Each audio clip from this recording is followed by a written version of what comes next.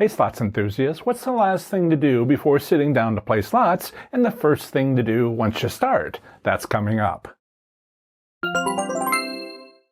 None of us were born already knowing how to budget our bankrolls for playing slots at casinos. Plus, great internet advice for practical slots money management is all jumbled up with myths and misunderstandings. To provide clarity in slots money management, I've sorted through these internet suggestions and uncovered for you the 11 best and most practical tips. In this 6-part video series, I've got 2 more of these useful tips for you. When teaching university courses, eventually my students will ask questions about starting a career after college. They are trying to come up with their plan. I tell them this: I don't care what your plan is. I care that you have a plan. What's your strategy? What are your goals? When you arrive at a casino, decide upon a money management plan which you can implement. If you search for money management strategies online, you'll find many suggestions. The trick is to pick one and stick with it during your casino visit. Switching mid-visit isn't a good idea, most especially if it's not part of the plan. Too often we switch midstream, sometimes due to winning a big jackpot. First, we need a money management strategy. To complicate matters, many internet suggestions aren't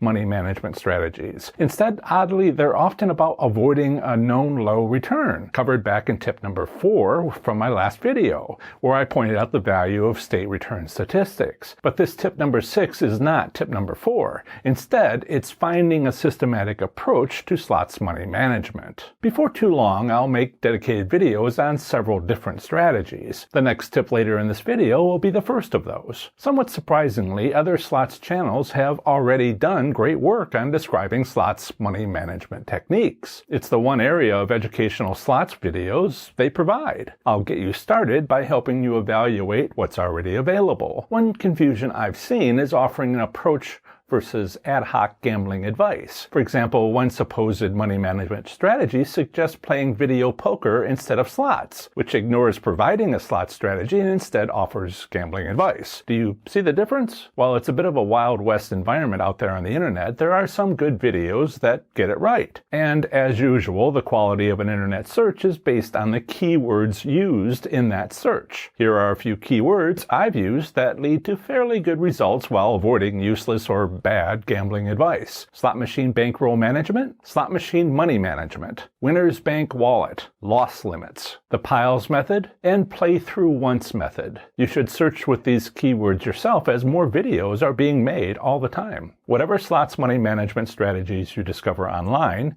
if it truly is about money management, rather than instead being general gambling advice, it'll always come down to these 2 fundamental principles: limit losses and preserving gains. So let's delve into systematically limiting bankroll losses. The easiest loss limit method to reduce the loss of a bankroll is to play slower. This approach is entirely accurate, but I don't like it, perhaps due to it not being the most effective loss limit method. Yes, it does limit the loss of a bankroll, but is much like not going to a casino in the first place. My adjustment to this play slower suggestion is to make it far more focused. Here it is. I suggest you always avoid playing 2 or more slot machines at the same time. This popular method was fine decades ago, but it's fallen to the wayside since 2012 when central computer server technology arrived. Put another way, playing 2 or more games at once was fine when slots were almost entirely games of chance. Nowadays, one of those machines is likely better than the other, so you're better off figuring out which is which before playing them. That's the topic of many of my other videos. Much of the work necessary for limiting your losses occurred while preparing for your casino trip in tip number 4, specifically using any available state gaming commission return statistics. Another better method for limiting losses is to instead use loss limits when playing an individual slot machine. Why? Because return statistics don't identify the specific serial number and location of winning slot machines. Using loss limits means deciding how much you're willing to lose on any individual slot machine, even if you won't end up losing. Whatever way you evaluate which slot machine to play, someone must play it to determine if it is truly worth playing. This approach likely means you play it, as watching someone else play it runs the high risk of that person never leaving a winning slot machine. If you decide to spend your bankroll to determine if it's worth playing, don't waste your entire bankroll doing so. Avoiding this potential catastrophe is essentially what having a loss limit means. One loss limit scenario is to put a few bills into the machine equating to how much you're willing to risk on that machine, where the plan is to spend no more than that to evaluate the performance of that slot machine. Maybe you'll insert $20 or even $100. A second loss limit scenario is to put in more than you're willing to risk, but limit how much you spend.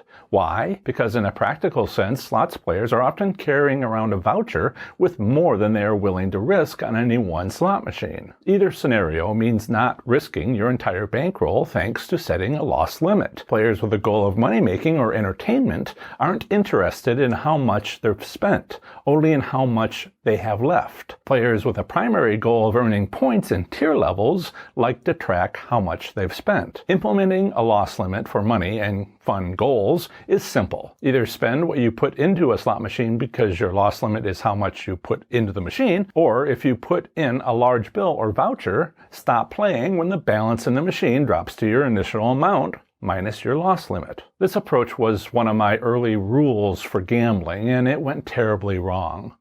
Sort of. With my $25 loss limit, I won $500 before I reached my loss limit. Along with several other wins, it wasn't until 12 hours later that I finally reached my $25 loss limit. As I mentioned earlier, it's important to stick with your plan, but sometimes, like having a career after college, a little flexibility in your plan is a good idea. It's not nearly so simple for players with a comps goal. Comps players are looking for machines that cycle bankrolls. Slot machine interfaces show how much money or credits you have in the machine, but don't easily show how much you've spent during your playing session. To know how much you've spent, you'll need to keep track of it yourself. Counting credits is the most straightforward and practical way to keep track. Here's how. Some slot machines only show your bankroll in credits. You've set a loss limit in dollars, but how many credits is that? Well, it depends what denomination the slot machine has. If your goal is comps and you're looking for a slot machine that cycles bankrolls, count the credits you've spent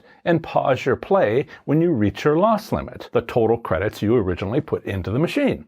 Now, during this pause, compare the credits remaining in the machine to your loss limit. If it is lower, use how much lower to decide if you want to continue betting on that machine. If it is the same, congratulations, you've just cycled your first bankroll. If it is more, again, I'll offer my hearty congratulations because you've both cycled your bankroll and made a profit. Now, maybe you want to know more about my winning slot strategies. In this playlist right here, I explain them starting with my most popular. So if you're wondering how to test for and use the winning slot strategies that might exist at your casino, like my only win immediately winning slot strategy, also known as the 5-pull method, click that playlist right here and I'll see you in the next one.